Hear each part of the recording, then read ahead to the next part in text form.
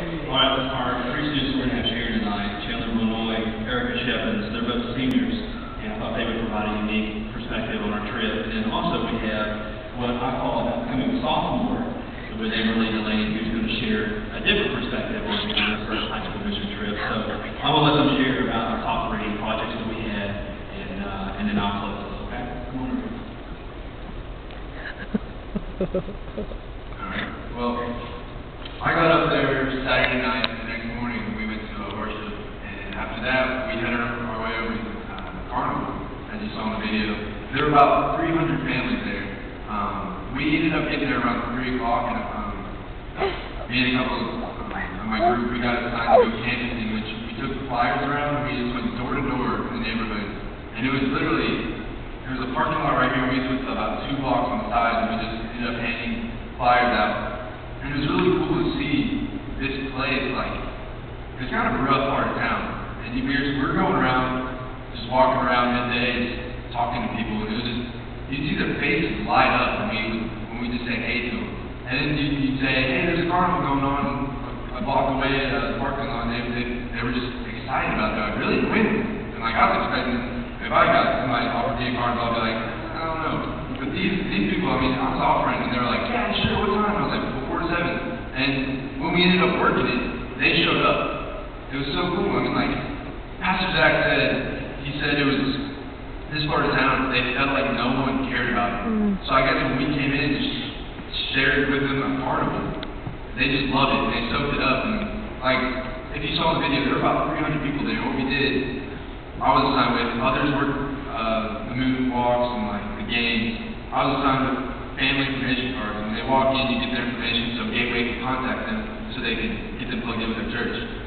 So there was about 78 cards we collected, and they had to check a little box for if they could get their information. You kind of had to like say, well, if you want more information about carnivals or events, you can't like, well, if you want the church to contact you, because they kind of probably wouldn't check the box. So it's kind of, you had to ease your way into getting box checked, but we ended up getting almost every box checked, and so it was cool to see that. And just while we're at the carnival, you just saw smiles upon smiles, and it was really cool to see that.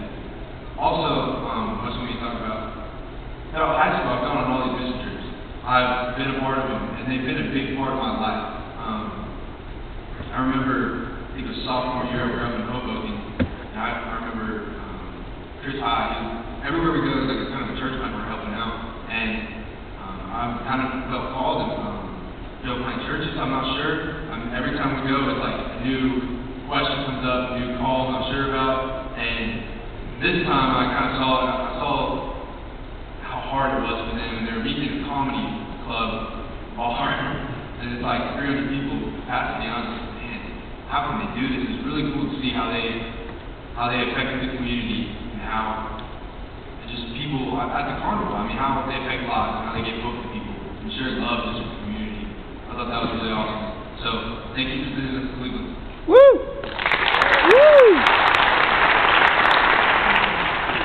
Another one of the projects we did is we went to Liberty Hill Baptist Church, and there we cleaned a lot of the rooms and we painted them. At first we were really not looking so well. They were really dirty, and like all the paint was chipping off the walls. So we painted them really nice, pretty colors, and we did a lot of like sweeping, and we walked all the rooms. We also did the showers. There were 5 of them, I think. We just like fixed up and we made it look so much nicer. And the reason we like did this for that church is because there are going to be other mission teams that are going to stay there, so they won't have to like pay for hotels and stuff. Thank you guys for sending us.